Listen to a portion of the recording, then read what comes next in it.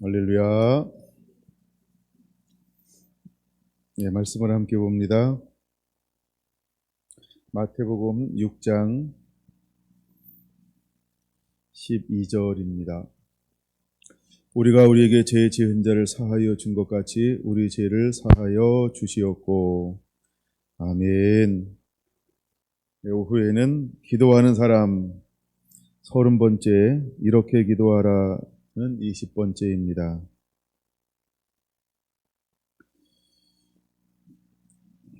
자, 우리가 기도하는 사람, 이런 주제로 계속 말씀을 나누고 있습니다.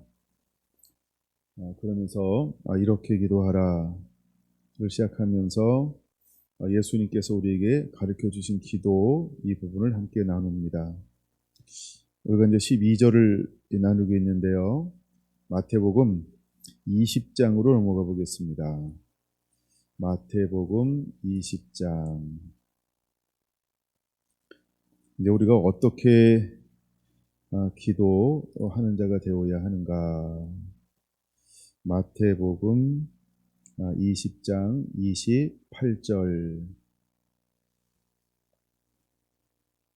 인자가 온 것은 섬김을 받으려 함이 아니라 도리어 섬기려 하고 자기 목숨을 많은 사람의 대속물로 주려 함이니라.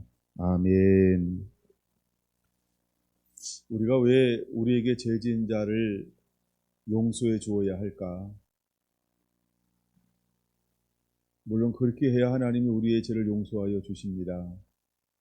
근데 그보다 더 큰 이유가 있습니다. 우리가 먼저 용서하면 하나님이 우리를 들어 쓰시는데 용서하지 않으면 하나님이 우리를 들어 쓰실 수가 없습니다. 오늘 그 부분을 마지막 부분에서 좀 다룰 것인데 그 핵심되는 부분이 바로 28절입니다. 인자가 온 것은 이렇게 말하고 있죠. 그럼 인자는 예수 그리스도를 말합니다. 예수님께서 오신 이 땅의 이유가 무엇이냐 하면 섬김을 받으려 함이 아니라 섬기러 왔다. 그러면 예수님은 어떻게 섬기려고 이 땅에 오셨을까라고 할 때 가장 핵심되는 부분이 바로 이 부분이에요. 자기 목숨을 많은 사람의 대속물로 주려 함이니라. 자기 목숨을 많은 사람의 대속물로 주려 함이니라 라고 말입니다. 그래서 예수님이 이 땅에 오신 이유가 화목제물이 되기 위해서 오셨다는 거예요. 하나님과 우리 사이에 끊어졌던 그 화목을 회복하기 위해서 오셨다는 거예요. 하나님과 우리 사이에 막혔던 그 담을 허물어서 친밀한 가운데로 나아가는 길을 열기 위해서 오셨다는 거예요. 그래서 예수님은 친히 화목 제물이 되어 주셨다라는 거예요. 그럼 저 예수님을 닮고 예수님을 따르고 예수님과 한 목소리를 내야 될 하나님의 아들들, 하나님의 자녀들은 뭐 하는 자가 되어야 할까요? 용서하는 자가 되어야 한다는 거예요. 용서하지 아니하면 화목제물의 중간적 역할을 할 수가 없어요. 용서하지 않으면 하나님이 우리를 이 사역으로 쓰임 받을 수가 없어요. 그 안에 무엇이 남아져 있으니까, 맺힌 것들이 남아 있으니까 풀지 않았어요. 아직 원통함이 있고 원한이 있어요. 불만이 있고 뭐 여러 가지 아픔과 상처가 있어요. 근데 상처가 있는 사람들이 중매할 수 있을까요? 굴복된 생각이 있는데 중매할 수 있을까요? 내게 있는 게 섞이겠죠. 그래서 우리는 용서하는 자가 되어야 하는 거예요. 우리가 우리 죄를 사하여 준 것 같이 우리 죄를 사하여 주옵소서라고 할 때 먼저 하나님은 우리에게 용서하기를 원하는 거예요. 용서해야만 하나님의 은혜가 임해져서 예수님처럼 사역할 수 있고 그 부름에 쓰임 받을 수 있어요. 하나님은 이런 사람들을 찾고 일으키는 거예요. 그래서 우리에게 이렇게 기도하라고 말씀하시면서 가장 핵심되는 게 뭐냐 하면 12절이라고 말씀을 드렸어요. 12절은 하나님의 사명이에요. 부르심이에요. 소명이에요. 12절을 위해서 이렇게 기도하는 거예요. 12절은 사역으로 풀어지는 거예요. 12절은 예수님의 삶을 따라가는 거예요. 예수님의 길을 따라가기 위해서 이름이 거룩히 여김을 받으시옵소서 하면서 우리가 거룩함으로 옷 입는 거고요.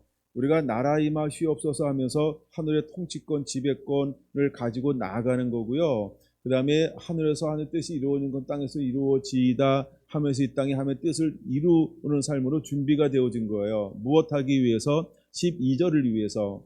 그래서 12절을 이루라고 우리에게 영원의 양식을 주옵소서 기도하면 하나님께서 우리에게 하늘과 땅에 또한 영과 육의 모든 양식을 공급해 주는 거예요. 무엇 하라고요? 12절 하라고요.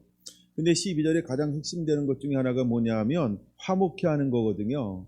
이게 영혼을 추수하는 거예요. 원수되었던 너희를 예수 그리스도로 말미암아 하나님과 하나 될 뿐만 아니라 이제는 마귀의 자녀에서 하나님의 자녀로 돌아오게 하는 거예요. 이게 16장 12절에 있는 놀라운 비밀입니다. 근데 예수님께서 오신 이유를 우리에게 뭐라고 말씀을 하고 있냐 하면 원래 이제 이걸 제가 이렇게 풀어가야 돼요. 먼저 지난번에 마지막에 나눴던 것이 이어지는 거예요. 마지막 때 나눈 것을 이어지지 않으면 이 말씀이 잘 이해가 안 될 수도 있어요. 그 부분 잠깐만 갔다 올게요. 우리가 지난번 마지막에 나눴던 게 뭐냐면 용서라고 하는 부분이에요. 어떻게 용서를 해야 할까요? 로마서 5장으로 봤어요. 로마서 5장 잠깐 갔다 오겠습니다. 그 성경을 찾아봐야 오래 남고 이해가 잘 됩니다. 우리를 변화시키는 것은 하나님의 말씀이에요. 여러분들 말씀을 좀 찾아보기 원하는데요. 그래서 로마서 5장에 보면 8절 이렇게 말합니다. 우리가 아직 죄인 되었을 때에 라고 말입니다. 그러니까 우리가 죄인 되었을 때 하나님께서 우리에게 찾아오셔서 죽으심으로 말미암아 우리를 향한 하나님의 사랑을 확증하셨어요. 이걸 우리는 뭐라고 표현할 수 있냐면 대속 이렇게 표현할 수 있죠. 이게 바로 우리가 말하는 십자가 사랑입니다. 십자가 사랑은 전부죠. 하나님의 전부죠. 요한복음 3장 16절의 실체가 십자가죠. 그래서 예수님이 십자가를 통해서 요한복음 3장 16절을 이루셨어요. 근데 죽으심으로 이게 대속이란 말이에요. 화목제물이 되어주셨다는 거예요. 하나님과 우리 사이에 막힌 담을 허무는 거 십자가 보혈밖에 없어요. 그 다음에 마귀에게 빼앗겼던 모든 걸 회복하는 게 십자가밖에 없어요. 그래서 우리는 이 용서함을 받은 자예요. 죄로 말미암아 죽을 수밖에 없었어요. 우리는 연약한 가운데 있었어요. 원수가 되었어요. 근데 하나님께서 우리를 위해서 모든 걸 다 짊어지셨어요. 이걸 한마디로 죽으셨다 이 말이에요. 근데 그런 죽으심으로 모든 걸 다 우리에게 값을 치루었어요. 그러고 난 다음에 우리에게 말씀하는 거예요. 자, 이제 값없이 돈 없이 와서 사 마시라 라고 말입니다. 할렐루야. 그래서 우리가 이 5장을 잘 이해하고 있어야 이제 오늘 나누는 게 풀어지는 거예요. 오늘은 제가 주로 28장을 중심으로 풀어갈 겁니다. 20장 28절 그래서 인자가 온 것은 섬김을 받으려 함이 아니라 도리어 섬기려 하고 자기 목숨을 많은 사람의 대속물로 주려 함이니라 이렇게 말하고 있어요. 근데 이 말씀을 어디서부터 시작되어지고 있는 것이냐 하면 20장 20절부터 시작되어지는 거죠. 20절로 한번 올라가 보겠습니다. 그때 세베대의 아들의 어머니가 그 아들들을 데리고 예수께 와서 절하며 무엇을 구하니 이렇게 말하고 있어요. 누가 구하고 있다고요? 어머니가 구하고 있대요. 누구 어머니가 구하고 있을까요? 세베대의 아들의 어머니가 구하고 있어요. 그럼 세베대의 아들들은 누구일까요? 야고보와 요한을 말하는 건데 하여간 참 엄마 잘 뒀던 것 같아요. 여러분 우리가 옳든지 그러든지 좀 이 부분이 약간 이상한데 극성스러웠으면 좋겠다 이런 생각을 한번 해봅니다. 왜냐하면 이 어머니의 기도 때문에 예수님께서 이것을 비유로 말씀하시면서 하나님의 비밀을 우리에게 알려주고 있는 거예요. 그러니까 때로는 좀 극성스럽지만 실수하는 것 같지만 나대는 것 같지만 여러분 쑥스러워도 한번 좀 이렇게 놓고 좀 보시기를 바랍니다. 할렐루야. 그럴 때 예수님께서 이 여인을 향하여서 뭐라고 말씀하고 있는 거냐 하면 21절 예수께서 이르시되 무엇을 원하느냐 이르되 나의 두 아들을 주의 나라에서 하나는 우편에 하나는 좌편에 앉게 명하소서 이렇게 말하고 있어요. 그럼 지금 이 비유의 말씀은 좌편에 앉을 수 있는 자격, 우편에 앉을 수 있는 조건 이것을 설명하고 있다라고 하는 걸 깨달아야 돼요. 그렇죠? 그래서 우리가 우리에게 죄인들을 사하여 주는 것은요. 어린 양 대신 예수님의 우편과 좌편에 앉을 수 있는 자격이 주어지는 것이다 라고 하는 거예요. 우리가 우편과 좌편이 중요한 것은 아닌데 그래서 우리가 오늘 나누는 이 말씀은 용서의 줌을 통하여서 이제 우리가 해야 될 것을 회복함을 통해서 하나님이 하고 싶은 일을 어떻게 회복할 수 있을까, 이 부분을 멋지게 보여주고 있는 장면이기도 합니다. 근데 우리가 이제 일단 한번 이 문맥으로 한번 보면 좌편과 우편에 앉기 위해서 예수님은 다른 걸 요구하지 않아요. 하나를 요구하고 있어요. 그게 뭘까요? 그게 뭘까요? 22절에 핵심이 있는데, 내가 마시려는 잔, 거기다 네모박스 해놓으셔야 돼요. 내가 마시려는 잔을 너희가 마실 수 있느냐? 이게 핵심이에요. 여러분, 내가 마시려는 잔을 너 먹어? 너 마실 수 있어? 그러면 너 나와 같이 사역할 수 있어. 내가 걸어간 길을 너도 걸어갈 수 있지. 내가 십자가를 짐으로 인해서 감당해서 회복하는 모든 것을 너도 내가 마시는 잔을 마실 수 있잖아. 그러면 나와 같은 효과가 있어. 나와 같은 효과가 있어. 이거 깨달아야 되는데요. 나와 같은 효과가 있어. 이게 마태복음 6장 12절에 들어가 있는 거예요. 그러니까 우리가 우리에게 죄인자를 사하여 준 것처럼 죄를 사한다는 개념이 뭘까요? 잔을 마시는 거예요. 십자가 지는 거예요. 대속해 주는 거예요. 무조건 사랑하는 거예요. 무조건 용납하는 거예요. 긍휼히 여겨주는 거예요. 할렐루야. 여러분, 이거 쉬울까요? 어려울까요? 안 되면 어렵고 되면 쉬운 거예요. 그렇죠? 은혜 받으면 굉장히 쉬운 거고요. 은혜 못 받으면 굉장히 어려운 거예요. 주님께서 은혜 주셔서 걸어가라 그래서 은혜 임하면 쉬운 거고, 그 은혜가 아니면서 내 힘으로 가려고 하면 굉장히 힘든 거예요. 그러니까 우리가 잔을 마셔야 되겠죠. 그럼 이 잔이 무엇인지 좀 더 한번 깊이 들어가 보려고 합니다. 그래서 내가 마시려는 잔이라는 이 잔이라는 언어를 이렇게 헬라어로 이렇게 히브리어인데, 이게 히브리어를 이렇게 말을 해요. 포토테리온 이렇게 말합니다. 포토테리온, 이 말은 무슨 말이냐 하면 진노의 잔이다, 이런 의미예요. 그러니까 예수님께서 마시는 잔은 진노의 잔이죠. 왜 그 잔이 진노의 잔일까요? 뭐가 들어있을까요? 진노의 잔에 모든 악한 것들이 다 들어있는 거예요. 두 번째, 죄인들에게 쏟아부을 진노가 되어져 있는 잔이기 때문에 진노의 잔, 포토테리온 이렇게 말하는 거예요. 그러니까 예수님이 마시는 잔은요, 심판의, 분노의, 그 다음에 저주의, 그 다음에 악한 자들에게 쏟아부을 잔이라는 거예요. 여러분, 이런 말씀이 신약과 구약에 열 몇 번이나 이 잔이라는 것으로 이런 언어가 기록이 되어져 있어요. 근데 제가 그걸 거반다 찾아봤는데 이거하고 연결하기는 좀 그렇다 생각해서 한 개도 연결하지 않으려고요. 네. 근데 그게 의미가 별로 없다는 거예요. 예, 제가 그건 자료를 다 찾아보긴 했어요. 근데 하나님께서 우리에게 이제 요구하고 있는 것이 있어요. 요거는 굉장히 중요한 거니까 한번 이제 찾아보려고 하는데, 자, 하나님 우리에게 이제 다시 22절 한번 볼게요. 빨간 글씨. 너희는 너희가 구하는 것을 알지 못하는도다. 내가 마시려는 잔을 너희가 마실 수 있느냐? 라고 이렇게 물었어요. 너는 이거 잘 들어야 돼요. 다시 한번요.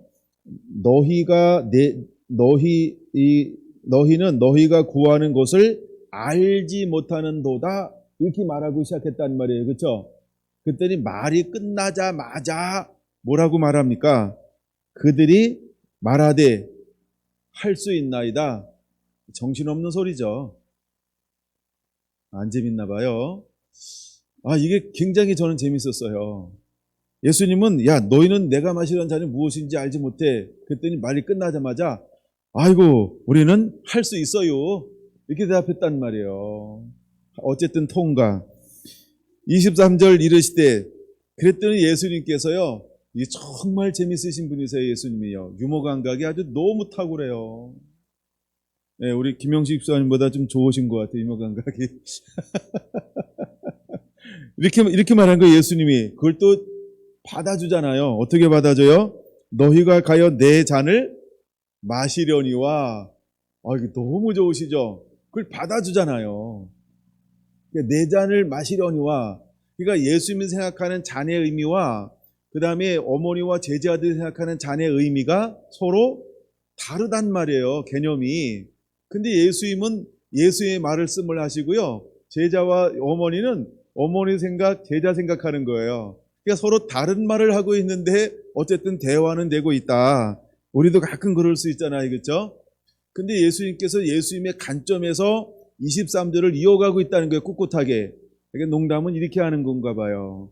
농담이 아니라 이건 좋고, 아니면 정말 우리가 뭔가 선포할 때는 때로는 우리가 어떻게 해야 될 것인가, 그냥 갈 길 가는 거예요. 한번 갈 길 가볼까요? 내 잔을 마시려니와 내 좌우편에 앉는 것은 내가 주는 것이 아니라 내 아버지께서 누구를 위하여 예비하셨든지 그들이 얻을 것이니라. 할렐루야. 이렇게 말씀을 하셨다는 거예요. 그런데 알아들을 수 없는 말을 주고받았는데요, 더 웃긴 거 있어요. 더 웃긴 게 24절이에요. 24절에 왜 웃긴지 한번 찾아보세요. 12제자가 듣고 그 두 형제에 대하여 분히 여기더라. 정말 웃긴 거죠? 못 알아듣고 서로 사오정 얘기하는데 또 12명은 열받고 있어요. 뭐 만드는 거예요? 뭐 좌편 우편 안고 있다고? 근데 그들도 뭘 못 알아들었을까요? 이 잔을 마시면 이거 의미를 못 알아들은 거예요. 알아들었다 그러면 뭐가 없을까요? 분노가 없어요. 용서가 있고, 그쵸? 감사가 있으면서 인상이 확 바뀝니다. 사랑이 임하면 바뀌는 거예요. 근데 사랑이 안 임하니까 얼굴을 책임 못 지는 거죠. 근데 12명이 다 얼굴 책임 못 질 얼굴을 하고 있는 거예요. 이야, 그러니까 되게 웃기는 장면이 여기 기록되어져 있는 거죠. 그쵸?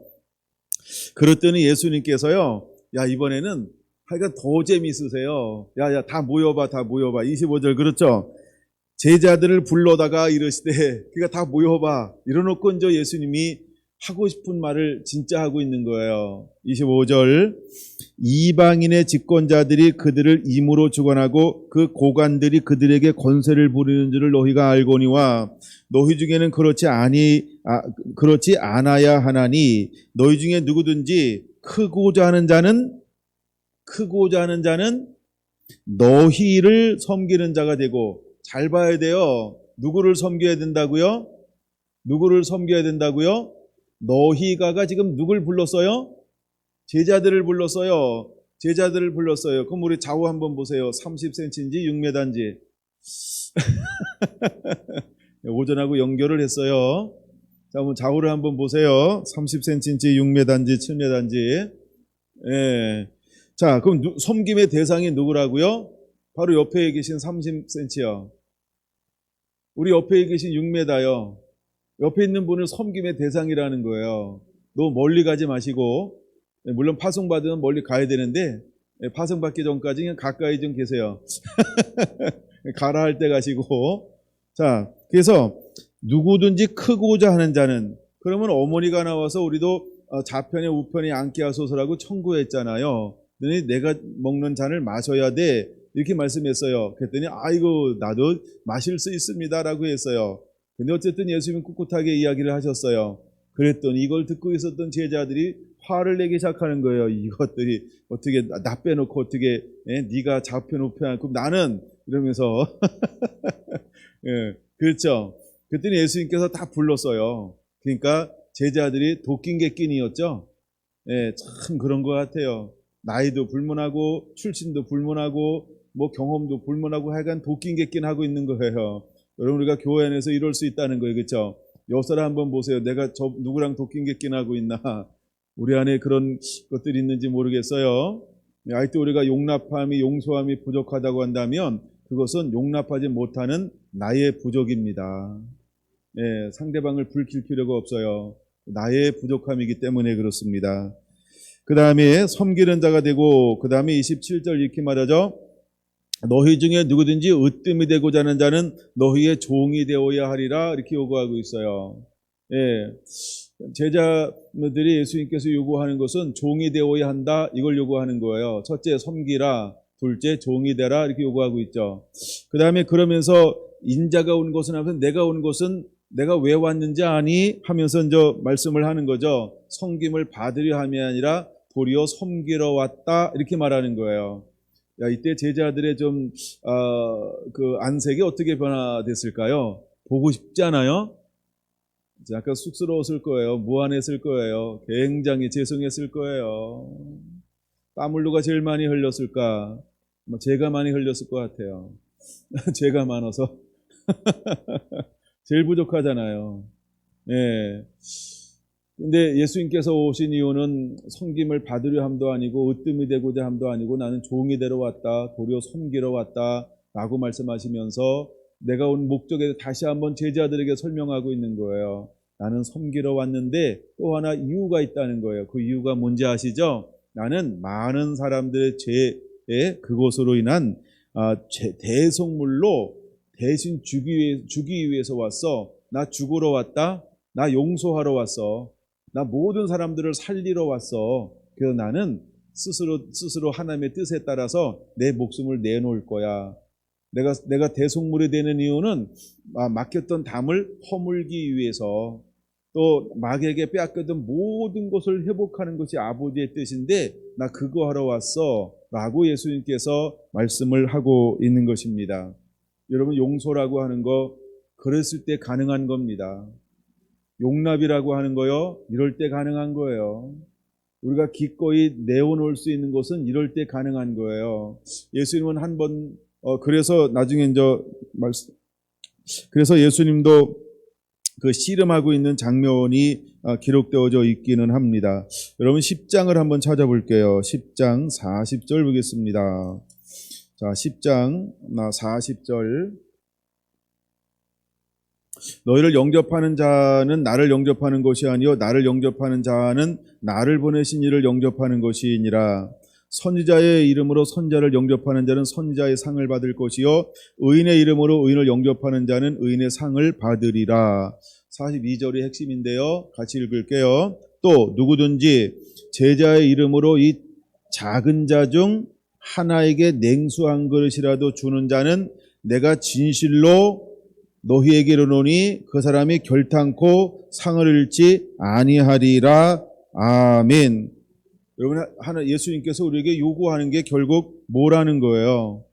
여러분, 우리가 선지자를 대접하는 거 좋아할 수 있죠. 의인을 영접하는 거, 대접하는 거 좋아할 수 있죠. 근데 정말 용납할 수 있고 용서할 수 있고 사랑할 수 있는 사람은 무엇까지도 귀중하게 존중함으로 품어낼 수 있을까요? 그게 42절에 기록되어져 있는데요. 이 작은 자 하나도 너 그렇게 사랑으로 섬길 수 있어? 너 긍휼로 섬길 수 있어? 너 그를 선대할 수 있어? 주님이 그걸 보는 거예요. 그러면 작은 자에게 냉수 한 그릇 주는 자는 무엇이 있고 무엇이 없을까요? 내가 없고 그 안에 진정한 말씀만이 역사하고 있는 거예요. 이것이 냉수 한 그릇을 주는 사람을 비유하고 있는 것입니다. 그래서 하나님은 우리에게 소자에게 가장 작은 자에게 냉수 한 그릇이라도 주는 자 그는 상을 잃지 않을 것이다 라고 말하고 있는 거예요. 예, 물론 예수님을 영접하는 것 대단한 거예요. 그 다음에 선자를 대접하는 것도 대단한 거예요. 의인을 영접하는 것도 대단한 거예요. 이거 다 해야 합니다. 근데 결국 우리가 무엇도 할 수 있는 자가 돼야 돼요. 이름 없는 자, 볼품 없는 자, 가장 그쵸? 그 뭐라 그럴까 이렇게 하여간 이런 사람, 이게 소자예요, 작은 자예요. 그럼에도 불구하고 동일한 사랑을 가지고 내가 물 한 그릇 대접할 수 있겠냐? 이거 사랑 있는 사람만이 할 수 있는 거죠. 할렐루야. 여러분, 내가 섬기러 왔다라고 하는 의미가 이 의미가 포함되어진 거라는 거예요. 여러분, 내가 생각하는 고상함이 아니고요. 그렇죠? 우리가 하나님이 우리에게 뭘 말씀하고 싶은지를 듣고 깨닫게 되시기를 바랍니다. 23장으로 한번 넘어가 볼게요. 23장 25절 이렇게 말하고 있습니다. 23장 25절 한번 같이 볼까요? 화 있을진저 외식하는 서기관들과 바리새인들이여 잔과 대접의 겉은 깨끗하되 그 안에는 탐욕과 방탕으로 가득하게 하는도다. 누구를 비유하고 있냐면 그 시대에 모든 걸 가지고 있는 사람이요. 여러분, 이 사람들은 뭐를 잘했을까요? 네, 어쩌면 선자를 영접하는 거, 의인을 영접하는 거 이 부분엔 뛰어나게 똑같이 잘했을지 몰라요. 그래서 이 사람들의 특징이 뭐냐면 외식하는 거거든요. 근데 여기 두 단어를 소개하고 있어요. 겉과 박이라고 하는 단어를 소유하고 있다는 거예요. 그럼 여러분, 우리가 겉을 깨끗하게 하는 것은 어디로부터 나와야 될까요? 안으로부터 나와야 하는 것이지요. 그 다음 절 26절은 이렇게 말하고 있어요. 26절, 눈먼 바리새인이여 너는 먼저 안을 깨끗하게 하라. 그리하면 겉도 깨끗하리라. 이렇게 말하고 있어요. 그럼 여러분, 우리의 속사람을 어떤 사람으로 무장시켜야 할까요? 그렇죠? 우리가 우리의 죄 지은 자를 사하여 준 것 같이 이제 용서하는 거요, 사랑으로 포용하는 거요, 자비와 긍휼을 베푸는 거요, 어디로부터 나오는 거예요? 마음으로부터 나오는 거죠. 마음으로부터요. 우리가 마음으로 믿어 의에 이르고 입으로 신하여 구원에 이르느니라. 마음이 굉장히 중요한 겁니다. 이 산더러 들려 바다에 던져오라 말하며 마음에 의심치 아니하면 그대로 되리라. 그러니까 마음이라고 하는 건 굉장히 중요한 거예요. 마음은 우리의 중심, 속을 말하는 건데 어디를 먼저 깨끗하게 해야 될까요? 속이요. 근데 왜 바리새인과 사두개인들을 외식하는 자라고 했을까요? 밖은 깨끗한데 속은 깨끗하지 않은 거예요. 밖은 하나님 말씀처럼 사는 것처럼 보이는데 자기들끼리만 모이잖아요. 그러면 가장 말씀답지 않은 삶을 실제로 살아가는 사람들이 외식하는 자라는 거예요. 우리가 보이는 것은 잘하는데 보이지 않는 것은 못하잖아요. 그러면 여러분들을 신바리새인주의라는 거예요.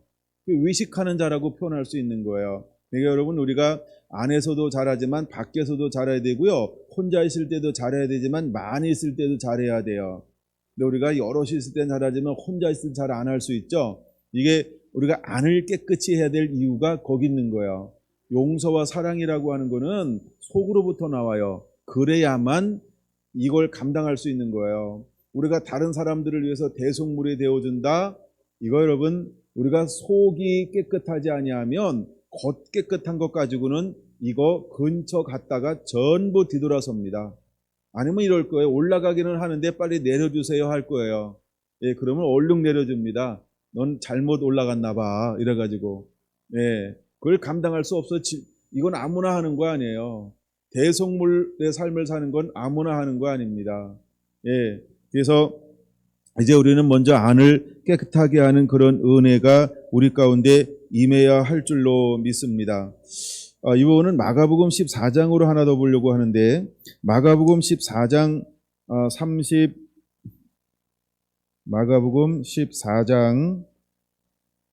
36절 한번 보겠습니다.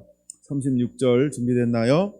이르시되 아버지여, 아버지께서는 모든 것이 가능하오니 이 잔을 내게서 옮기시옵소서. 그러나 나의 원대로 마옵시고 아버지의 원대로 하옵소서 하시고. 할렐루야. 여러분, 예수님도 이 고난의 잔을 마실 때 하나님 앞에 나가서 온 힘을 다해서 얼마나 씨름했다고요? 3번이나 씨름했다는 거예요. 이거 젖먹던 힘을 다 사용한 거예요. 예수님이 가졌던 모든 믿음을 총동원했단 말이에요. 예수님이 가지고 있는 믿음 플러스 천군천사가 도와주는 그 힘과 능력, 믿음을 전부 동원하면서 기도했어요. 그래야만 마실 수 있는 잔이 화목의 잔이라는 거예요. 근데 여러분, 우리가 그래서 주기도문에 이렇게 기도하라라고 하는 것, 먼저 우리 안에 거룩함이 임해야 할 줄로 믿습니다. 하나님의 나라와 통치가 임해서 주권이 내가 아닌 하나님의 온전한 통치가 이루어져야 할 줄로 믿습니다. 내 삶 안에 하나님의 뜻이 그대로 이루어지는 은혜가 임해야 할 줄로 믿습니다. 하늘의 양식과 땅에 있는 그 양식을 공급받는 그 힘을, 도움을 받아야 합니다. 그래야만 할 수 있는 게 뭐냐 하면 우리가 우리의 죄인 자를 사하여 주는 것, 이거 가능하다는 거예요. 여러분, 이런 은혜가 임해야만 정말 용서할 수 있어요. 자유할 수 있어요. 예, 여러분, 용서하다가 가다가 승질 나잖아요. 그럼 승질 나면 안 돼요. 그러면 예수님께서 채찍을 누가 십자가 메고 가는 것도 힘든데 누가 채찍을 딱 때린다고 뒤돌아봤다. 이걸 뭐라 그러죠? 요즘에 신문에 나잖아요. 레이저. 오래 지나서 잘 모르는구나. 그런 것처럼 예수님은요, 레이저를 안 쏴요. 만약에 레이저를 쐈잖아요. 예, 그러면 아직 준비가 안 된 거예요. 마찬가지로 우리도 대속의 길을 걸어가는데, 화목의 길을 걸어가는데 마지막 잃어버린 영혼들을 주님께로 추수해서 인도하기 위해서 그 길을 사랑으로 걸어가는데 우리 안에 아직 연약함과 부족함이 있다라고 한다면 그것만큼 손상이 일어나기 때문에, 그래서 하나님은 우리에게 이렇게 늘 기도하라고 하는 거예요. 우리가 우리에게 죄진 자를 사하여 준 것 같이 라고 말입니다. 여러분, 우리가 이 은혜가 임하게 되기를 원합니다. 그래서 예수님도 이렇게 기도하고 이 잔을 마시러 올라가셨다라고 하는 것입니다. 그랬을 때만 이 잔을 마실 수 있어요. 다시 20장으로 돌아옵니다. 20장 23절, 다시 23절 보겠습니다. 23절에 이렇게 말하고 있어요. 내 잔을 마시려니와, 내 잔을 마시려니와 이렇게 말하고 있어요. 여러분, 이 마시려니와 라고 하는 이 단어가 무슨 말이냐 하면 피에스테 이런 말인데, 마시다, 흡수하다 이런 말이에요. 이 말이 뭐냐 하면 너희가 마실 것이다 이렇게 말하는 거예요. 그래서 예수님께서 가신 길을 너희도 가게 될 것이다 이 말이죠. 그럼 여러분, 이 길은 단순히 12 제자에게만 국한되는 것이 아니고 오늘날 하나님의 자녀가 된 저와 여러분에게도 이 말씀이 해당된다라고 하는 사실을 인식하게 되기를 바랍니다. 할렐루야. 여러분, 그 부분을 다시 한번 찾아드리겠습니다. 이건 로마서 8장으로 다시 넘어가야 될 것 같아요. 로마서 8장으로. 제가 지난번 여러분 놀라운 거 하나 가르쳐줬는데 아직도 기억하고 있는지 모르겠어요. 저쪽에서 보고 넘어올 걸 미리 넘어왔네요. 그래도 한번 봅시다. 로마서 찾았죠?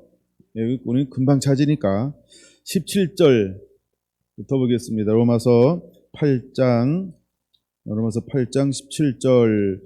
자녀이면 또한 상속자 곧 하나님의 상속자여 그리스도와 함께한 상속자니 우리가 그와 함께 영광을 받기 위하여 모두 받아야 한다고요?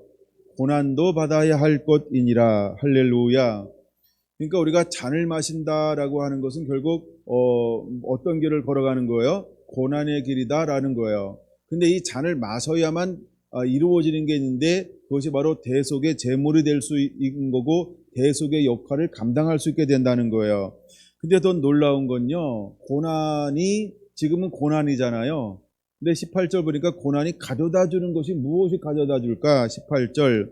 생각하는데 현재의 고난 장차 우리에게 나타날 영광과 좋기 비교할 수가 없도다 이렇게 말씀하고 있어요. 그러니까 고난을 통과해서 고난 속에서만 주어지는 게 있어요. 득템하는 게 있어요. 그게 뭐라고요? 영광이라는 거예요. 영광. 그 영광이 말할 수 없는 하나님의 영광이 우리에게 새로 주어지게 될 겁니다. 근데 19절에 더 놀라운 말씀이 있어요. 19절.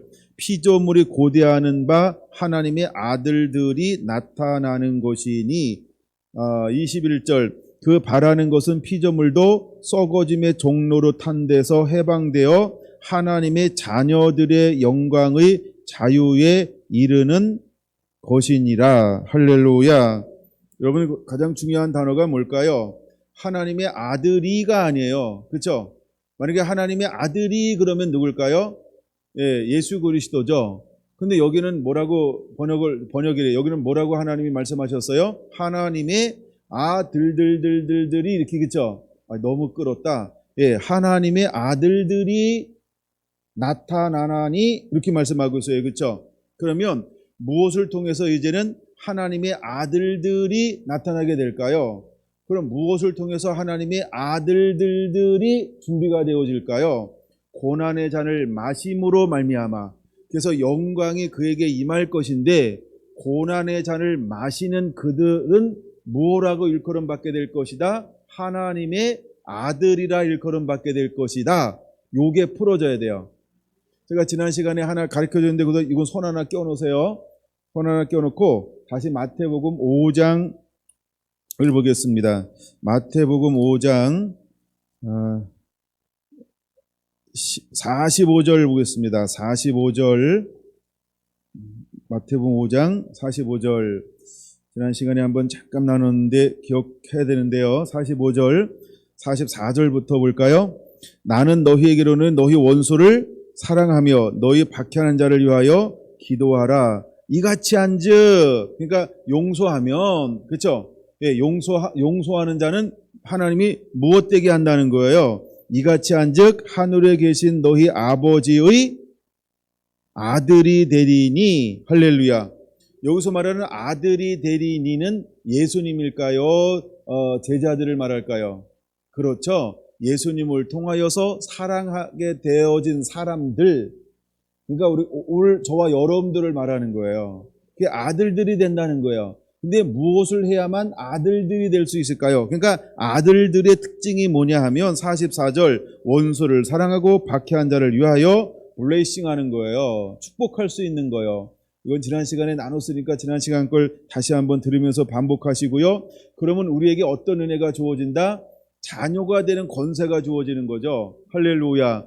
다시 로마서 8장에 보니까 자, 고난도 함께 받아야 할 것이니라 생각컨대 현재의 고난은 장차 우리에게 나타날 영광과 비교할 수가 없도다. 피조물이 고대하던 바 하나님의 아들들이 나타나는 것이니 피조물이 허무한데 굴복하는 것은 자기의 뜻이 아니요 오직 굴복하게 하시는 이로 말미암음이라.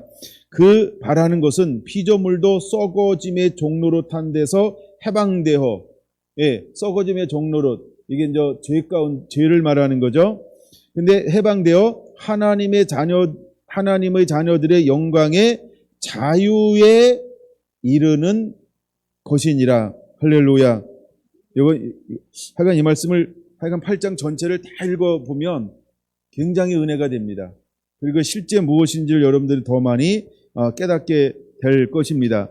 하나 더만 읽을까요? 23절까지만 읽을게요. 23절 볼게요.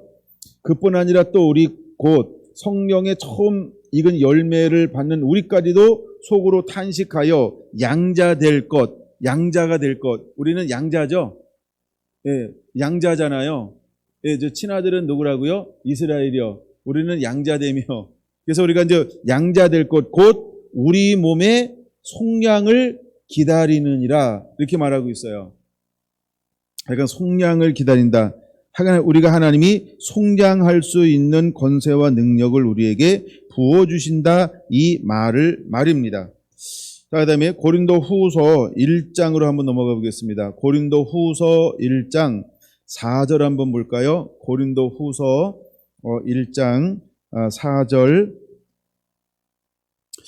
우리는 우리의 모든 환난을 체크해 놓으시고 환난 중에서 우리를 위로하사 우리로 하여금 하나님께 받은 위로로서 모든 환난 중에 있는 자들을 능히 위로하게 하시는 이시로다. 그럼 우리가 이 잔을 마시면 하나님의 아들이 되어서 성령에 주시는 그 은혜로 말미암아 환난 받는 모든 사람들을 뭐 할 수 있는 자로의 변화가 일어날까요? 위로할 수 있는 자요. 그 위로한다라고 하는 것은 누가 먼저 걸어간 길이에요? 예수님이 걸어간 길이에요. 그래서 우리도 그 길을 걸어갈 수 있는 자격이 주어지게 되는 거죠. 5절 그리스도의 고난이 우리에게 넘친 것 같이 우리가 받은 위로도 그리스도로 말미암아 넘치는도다. 우리가 환난 당하는 것도 너희가 위로와 구원을 받게 하려는 것이요 우리가 위로를 받는 것도 너희가 위로를 받게 하려는 것이니 이 위로가 너희 속에서 역사하여 우리가 받은 것 같은 고난을 너희도 견디게 하느니라. 너희를 위한 우리의 소망이 견고함은 너희가 고난에 참여하는 자가 된 것 같이 위로에도 그러할 줄 알미라. 형제들아 우리가 아시아에서 당한 환난을 너희가 모르기를 원치 아니하노니 힘에 겹도록 심한 고난을 당하여 살 소망까지 끊어지고 우리는 우리 자신이 사형 선고를 받은 줄 알았으니 이는 우리로 자신을 의지하지 말고 밑줄짝 오직 죽은 자를 다시 살리시는 하나님만 의지하게 하심이라. 할렐루야. 예, 이것이 바로 잔을 마실 수 있는 능력이 어떻게 주어지는지를 우리에게 보여주는 거예요. 잔을 마시는 것은 무엇을 통해서만 만들어지냐면 고난과 환난을 통해서. 근데 고난과 환난을 통해서 하나님께서 우리에게 무엇을 하게 하냐면 수많은 사람들을 위로하게 한다는 거예요. 그래서 위로와 구원의 길로 안내할 수 있게 된다는 거죠. 그래서 우리는 살 소망까지 끊어졌음에도 불구하고 그 길을 걸어갈 수 있는 것은 왜 그 길을 걸어갈 수 있다고요? 다시 살리신 하나님만을 의지하고 있기 때문에 그 길을 걸어갈 수 있다는 거예요. 그러면 그 길을 끝까지 걸어갈 수 있는 것은 우리 안에 어떤 변화가 일어났어요? 용서함의 변화요, 사랑함의 변화가 일어났기 때문에 고난도 당하는 거고 환난도 당하는 거고. 근데 고난도 받고 환난도 받는데 내 것을 챙기는 게 아니라 무엇을 챙겨요? 주변 사람들을 위로하고 구원의 길로 안내하는 걸 택한다는 거예요. 근데 자신의 문제가 아닌 주변 사람들을 위로하고 구원의 길로 인도하는 이유는 이 사람이 무엇에 초점을 맞추고 있기 때문이라는 거예요. 다시 살리신, 오직 죽은 자를 다시 살리시는 하나님만을 바라보기 때문이라는 거예요. 할렐루야. 여러분, 우리 안에 이런 은혜가 임하는 겁니다. 이것이 바로 마태복음 6장 12절에 일어나는 효과라는 거예요. 그래서 여러분, 우리는 용서는 이제 출발점인 거예요. 이 길을 먼저 걸어가신 분이 누구냐면 예수 그리스도라고 하는 것이지요. 데살로니가 전서 2장 13절 보겠습니다. 살전 2장 13절을 보겠습니다. 준비되셨나요? 자, 13절 같이 한번 봉독을 하겠습니다. 네, 2장 13절. 또 범죄와 육체의 아니다. 어쩐지 안 보여요. 골로새서를 봤어요. 여기 맞아요. 이거 맞아요. 네. 데살로니가전서 2장 13절, 14절. 이러므로 우리가 하나님께 끊임없이 감사함은 너희가 우리에게 들은 바 하나님의 말씀을 받을 때에 사람의 말로 받지 아니하고 밑줄 짝 하나님의 말씀으로 받음이니, 밑줄 끝, 진실로 그러하도다. 이 말씀이 또한 너희 믿는 자 가운데서 역사하느니라. 저게 끊어 읽는 이유는 고등학교 체크해 놓으라고. 그게 핵심이라 그런 거예요. 그래서 다시 한번요. 이러므로 우리가 하나님께 끊임없이 감사함은 너희가 우리에게 들은 바 하나님의 말씀을 받을 때에 사람의 말로 받지 않고 하나님의 말씀으로 받았어요. 진실로 그러하다. 이 말씀이 또한 너희 믿는 자 가운데서 역사하느니라. 할렐루야. 말씀이 믿는 자 가운데서 역사가 일어나죠. 14절이요. 형제들아, 너희가 그리스도 예수 안에서 유대에 있는 하나님의 교훈을 본받는 자 되었으니 그들이 유대인들에게서 고난을 받음과 같이 너희도 동족에게서 동일한 고난을 받았느니라. 할렐루야. 여러분, 고난을 받음에도 불구하고 그들이 어떤 길을 걸어갑니까? 말씀의 길을 걸어가요. 근데 말씀의 길을 걸어가는 이유가 어디에 있냐 하면 고난이 줄 유익을 알기 때문에 그런 거예요. 고난을 통해서 무엇을 하나님이 그들에게 입혀주었을까요? 로마서 5장 하나님의 영광을 입혀줬어요. 그래서 그들은 하나님의 아들들이 되었어요. 그래서 하나님의 아들들이 걸어간 그 고난의 잔을 지금 사랑함으로 그 잔을 마시면서 그들을 품어내고 달려가고 있는 모습을 보여주고 있는 장면이에요. 이것이 바로 저와 여러분들이 걸어가야 할 길이라고 하는 것입니다. 성경에 이런 부분들이 너무나 많지만 한 부분만 더 찾아볼게요. 데살로니가 후서를 보겠습니다. 데살로니가 후서 3장 1장 3절부터 12절까지 한번 볼게요. 형제들아, 우리가 너희를 위하여 항상 하나님께 감사할지니 이는 이것이 당연하면 너희의 믿음이 더욱 자라고. 그러니까 우리가 믿음 중에 어떤 믿음이 있다? 잘하는 믿음이 있다.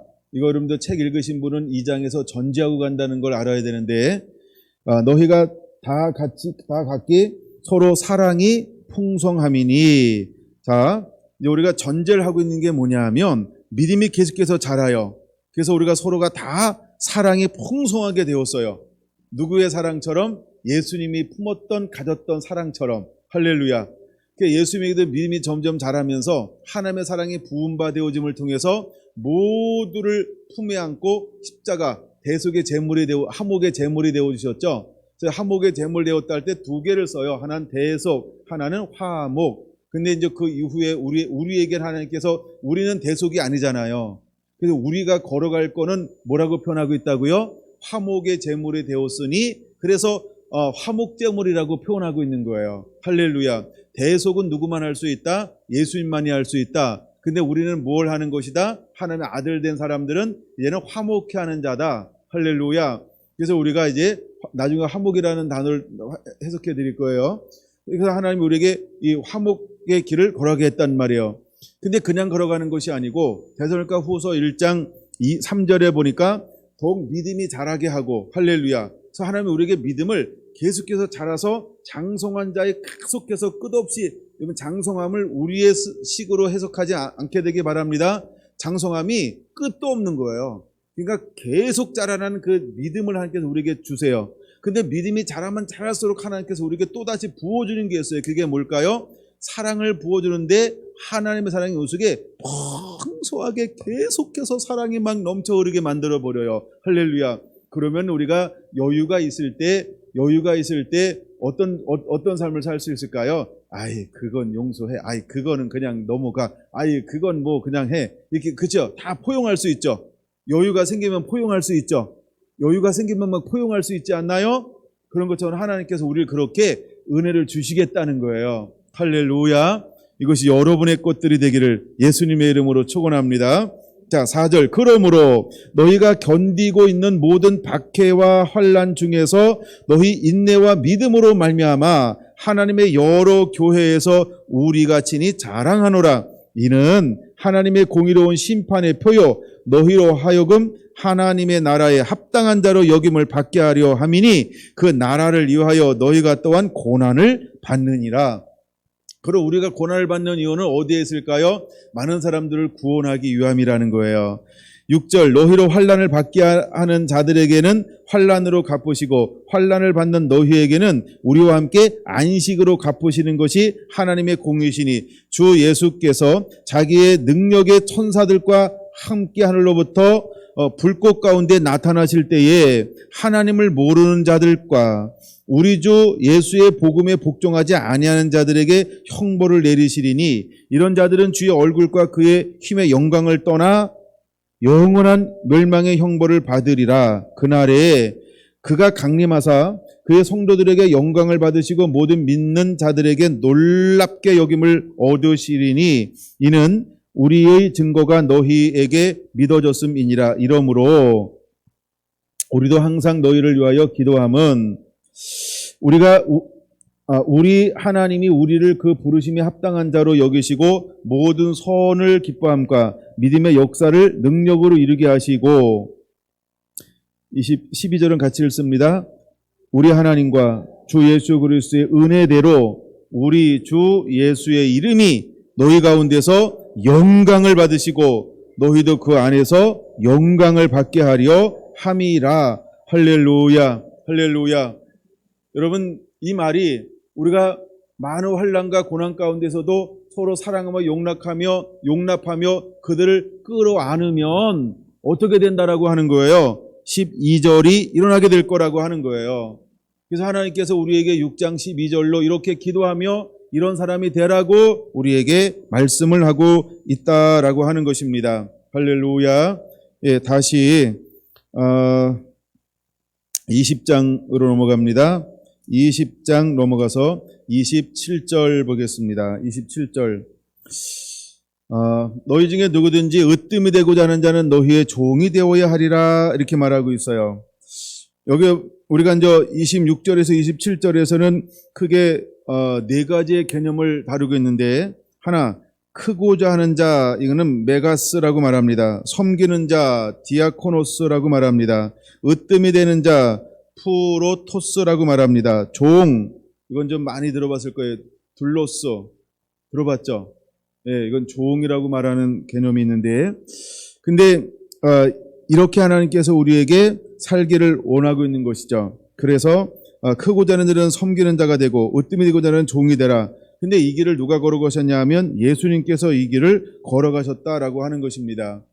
그래서 그냥 저것만 놓으시고 안 찾아볼게요. 마태복음 25장 31절에서 46절에 보면 양과 염소를 나누어 놓았어요. 그러면 양의 편에 선 사람은 어떤 사람인가요? 용서한 사람인데, 용납한 사람인데, 사랑한 사람인데, 사랑을 실제로 실천한 사람이죠. 근데 이 사람들이 어떤 사람에게 사랑을 실천하나요? 지극히 작은 자, 즉 소자에게 한 것이고 내게 한 것이니라. 이 말은 무슨 말이냐 하면 모두를 품어냈다 이 말이에요. 모두를 품어냈다 이 말이에요. 근데 염소편에 선 사람은 뭐예요? 부분적으로 품어냈다 이 말이에요. 부분적으로 품어냈다 이 말이에요. 근데 하나님이 우리에게 이제 6장 12절의 사람, 우리가 우리에게 죄진 자를 사하여 주는 용서와 사랑을 하는 사람은 어떤 사람이냐 하면 그냥 이유 불문하고 모두를 품어내는 거예요. 여러분, 우리 안에 이런 은혜가 이제 주어지게 되기를 원합니다. 할렐루야. 마지막 28절 한 단어가 남았죠. 인자가 온 것은 섬김을 받으려 함이 아니라 도리어 섬기려 하고 자기 목숨을 많은 사람의 대속물로 주려 함이니라 라고 말하고 있습니다. 여러분, 대속물로 주러 오신 예수님, 이 대속물이라고 하는 이 대속물의 헬라어로는 뭐라고 있냐면 리트론이라고 말합니다. 예, 리트론 이렇게 말하고 있어요. 이 말은 무슨 의미가 있냐 하면 이건 제가 좀 적어왔어요. 이 말은 무슨 의미가 있냐면 노예를 해방시키거나 포로를 석방하기 위해서 지불하는 값을 의미할 때 사용하는 단어예요. 다시 한번요. 노예를 해방시키거나 포로를 석방하기 위해 지불하는 몸값을 의미합니다. 이게 대속물이라는 거예요. 그 다음에 또 있어요. 전쟁 포로를 구출하기 위해 대가를 지불할 때 쓰는 단어예요. 전쟁 포로를 구출하기 위해 대가를 지불할 때 쓰는 단어예요. 또 하나의 뜻이 있는데 이 뜻도 굉장히 아주 확 다가왔어요. 자유를 위해 신에게 팔려고 종교 의식을 한 후 노예에서 해방되는 것, 이럴 때 사용하는 단어가 뒤트론이라는 단어를 사용한다는 거예요. 다시 한번요. 자유를 위해 신에게 팔려고 종교 의식을 한 후 노예에서 해방이 되는 것을 말한다. 예. 그러니까 대속물이라고 하는 것이 어떤 의미인지를 좀 깨달아지죠. 그럼 하나님이 이제 우리가 사하여 준 것 같이 사하여 주옵소서 라고 하는 의미가 무슨 말일까요? 용납하고 용서한다라고 하는 것, 그 다음에 우리가 사랑한다라고 하는 이 의미가 어떤 의미가 있을까요? 우리가 이제 예수님이 우리의 대속물이 되었던 것처럼 이제 우리는 기꺼이 그 가운데 들어가서 나도 값을 치르는 대가를 지불하는 삶을 살기를 원하는 거예요. 근데 대가를 지불할 때 내가 어떻게 지불하기를 원하세요? 값없이요. 예. 그러니까 무조건 사랑함으로만 가는 거예요. 바라는 게 아무것도 없어요. 그냥 사랑함으로 그 가운데 서는 거예요. 그리고 그를 해방시켜 주는 거예요. 그리고 그가 지불해야 될 모든 것을 대신 내가 지불해 주는 거예요. 이것이 대속물의 삶인 거예요. 결국 주님은 마지막에 하나님의 아들들 된 저와 여러분들이 이 삶을 살아내기를 원하고 있는 거예요. 이것이 바로 예수님이 걸어간 길이고 우리가 걸어가야 할 길이라고 하는 것입니다. 할렐루야. 여러분, 이 의미가 여러분에게 그대로 깨달아지게 되시기를 바랍니다. 요한복음 8장 34절, 요한복음 8장 34절에는 이렇게 말씀하고 있어요. 죄를 범하는 자는 죄의 종이 되는 것입니다. 근데 예수님은 우리가 죄를 범함으로 말하여 죄의 종이 되었어요. 근데 예수님께서 대속물이 되어서 우리를 죄에서 어떻게 했어요? 값을 지불하고 우리를 자유케 했단 말이에요. 할렐루야. 예수님이 단번에 재물이 되었다는 거예요. 재물. 그게 뭘까요? 어떤 이제 마귀에게 빼앗겼던, 신적이죠. 마귀에게 빼앗겼던 모든 것을 회복하기 위해서 스스로 무엇이 되었어요? 예, 저주받은 십자가를 짐을 통해서, 저주받은 십자가를 짐을 통해서 예수님께서 모든 것을 감당해 주었다는 것입니다. 이것이 바로 대속이라고 하는 개념이라는 거예요. 그럼 여러분, 우리가 걸어가야 할 길이 어떤 길일까? 이제는 우리도 이 길을 걸어가는 자가 되어야 한다는 것입니다. 할렐루야. 여러분에게 이 은혜가 그대로 임하게 되기를 원합니다. 아멘. 요한복음 1장 29절은 이렇게 말합니다. 세상죄 지고 가는 하나님의 어린 양을 보라. 그렇죠?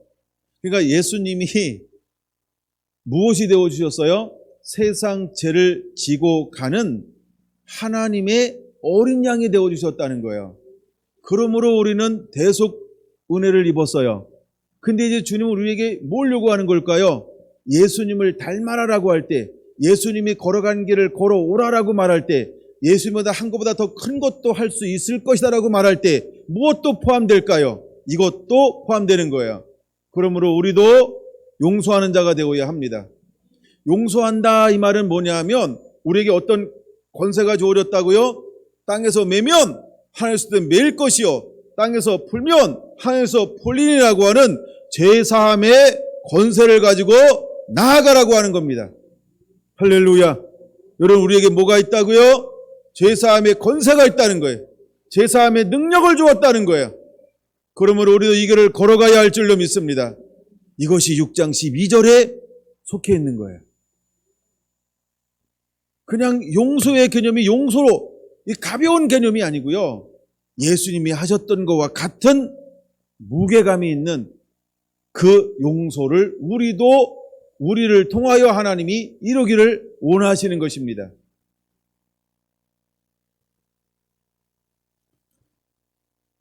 요한복음 10장 15절을 보겠습니다. 요한복음 10장 15절. 요한복음 10장 15절. 같이 한번 읽어볼까요? 아버지께서 나를 아시고 내가 아버지를 아는 것 같으니 나는 양을 위하여 목숨을 버리노라. 할렐루야.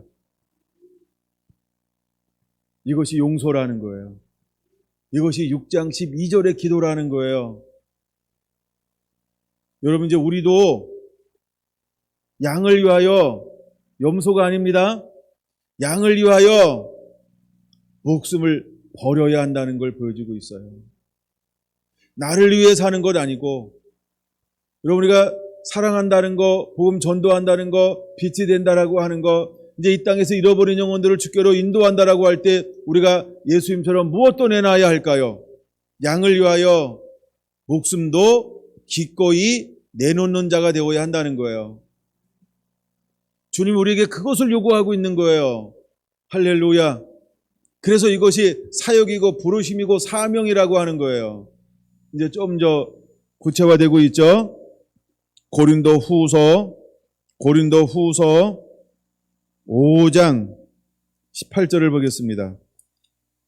고린도 후서 5장 18절 19절 두 절을 볼 건데요.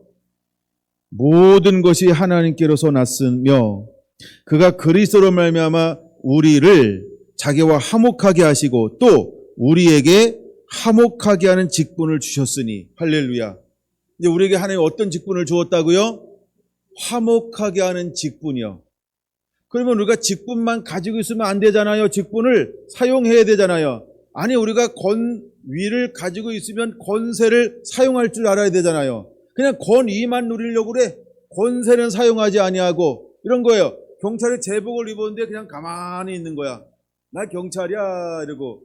그러면 뭐해? 경찰이 뭐 해야 돼요? 불법을 막 해서 있으면요, 머리가 돌아서라도 쫓아가서 불법을 잡아야 돼. 하지 못하게. 그쵸? 그래서 내가 제복을 딱 입고 있는데 내가 권위는 있는데 뭘 사용하잖아요? 권세는 사용하자. 잘하고 있네. 아니면 아이고 놀고 있네 이러고 그냥 가만히 혼자만 즐겨. 혼자만. 내가 권위가 주어졌어요. 근데 하나님이 우리에게 뭘 사용하기 원하는 거예요? 권세를 사용하기를 원하는 거예요. 이제 우리가 은혜 받았어요. 하늘의 능력을 입혀 주었어요. 이제 우리가 화목하게 하는 능력을 부어 주었단 말이에요. 그럼 이제 우리는 무엇을 해야 할까요? 가서 여기 말하죠. 18절에 화목케 하는 직분을 주셨으니. 할렐루야. 그러면 그 다음에 우리가 뭘 해야 될까요? 이제는 화목하게 하는 자가 되어야 합니다. 19절 보겠습니다. 곧 하나님께서 그리스도 안에 계시사 세상을 자기와 화목하게 하시며. 그럼 우리가 해야 될 일이 뭘까요? 이제는 세상과 하나님 사이에 화목하게 하는 권세를 사용하는 자가 되어야 할 줄로 믿습니다. 세상의 죄 가운데 빠진 수많은 영혼들에게 가서 우리는 무엇을 감당하는 자가 되어야 할까요? 화목하게 하는 자가 되어야 합니다. 복음을 전해야 합니다. 사역하는 자가 되어야 합니다. 말씀을 나누는 자가 되어야 합니다. 하늘의 권능과 능력을 풀어놓는 자가 되어야 한다라는 말입니다.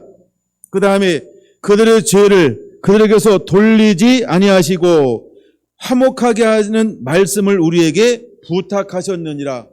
하나님 우리에게 뭘 부탁하셨다고요? 야, 넌 가서 화목하게 하라 라고 그랬어요. 그럼 내가 이제 화목하게 하는 권위를 가졌어요. 화목하게 해야지 어디 가서 화목하게 할까? 그냥 이러고만 화목하는 걸 권세는 가졌는데 뭘 하지 않아요? 자, 권위는 가졌어요. 근데 이것을 나타내지 않아요. 말하지 않아요. 예, 이것을 사역으로 풀어놓지 않아요. 하나님이 우리를 쓰실까요? 쓰실 수가 없는 거예요. 여러분 우리가 무엇을 해야 할까? 이제는 가서 풀어놓는 자가 돼야 돼요. 권위만 가지면 안 돼요. 권세를 나타내는 자가 되어야 합니다. 권세를 풀어놓으시길 바랍니다.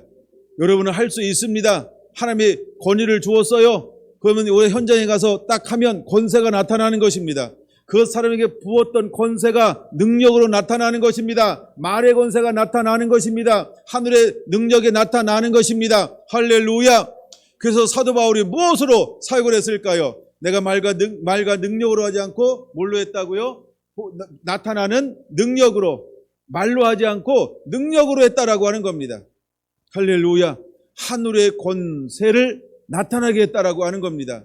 여러분 우리도 이와 같이 이제는 사역할 줄 아는 하나님의 사람이 되어야 할 줄로 믿습니다.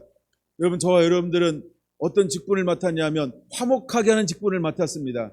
그러므로 우리는 먼저 무엇을 해야 될까? 우리가 우리에게 죄진 자를 사하여 준 것 같이 이거 이제는요 사하여 주는 건요 이건 아주 이제 시작이라는 거예요. 이게 기본이라는 거예요. 사랑하는 거예요. 무조건 사랑하는 거예요. 아직도 지난번에 읽으라고 해서 그분 아직도 못 따르고 있죠. 그래서 다른 말씀이 주어지기 때문에 그걸 못 따르고 있는 거예요. 예. 그래서 여러분들이 나중에 요한복음 17장 꼭 읽어보셔야 됩니다. 네. 그 다음에 요한일서 3장도 읽어오라 그랬는데 요한일서 2장으로 먼저 한번 가보겠습니다. 요한일서 2장 이제 거의 다 끝나가고 있어요. 요한일서 2장 2절에서 6절까지 한번 보겠습니다. 그는 우리 죄를 위하여 화목제물이니 예수님을 말하죠. 우리만 위할 뿐 아니요 온 세상 죄를 위하심이라. 우리가 그의 계명을 지키면 이로써 우리가 그를 아는 줄로 알 것이요 그를 아노라 하고 그의 계명을 지키지 아니하는 자는 거짓말하는 자요 진리가 그 속에 있지 아니하되 누구든지 그의 말씀을 지키는 자는 하나님의 사랑이 참으로 그 속에서 온전하게 되었나니 이로써 우리가 그 안에 있는 줄을 아노라. 6절 같이 읽습니다. 그 안에 산다고 하는 자는 그가 행하시는 대로 자기도 행할지니라. 내가 보니까 마음에 찔리는 분이 없는 것 같아요. 6절. 자, 그 안에 산다고 하는 자는 그가 행하시는 대로 자기도 행할지니라. 그러면 그 안에 산다고 하는 자, 예수님이 여러분 안에 머물고 계십니까? 예수님이 여러분 안에 계십니까? 그걸 말하는 거예요. 그러면 예수님이 여러분 안에 머물면 예수님 안에 여러분들이 살면 여러분은 뭘 해야 할까요? 그가 행하시는 대로가 뭘까요? 그가 행하시는 대로가 뭘까요? 2절이요. 그가 우리 죄를 위한 화목제물이니 우리만 위할 뿐 아니요 온 세상의 죄를 위함이라. 그럼 우리가 6절에서 이제 내가 해야 될 일이 뭘까요? 온 세상의 죄를 위하여 나도 화목제물이 되어야 한다 이 말이에요.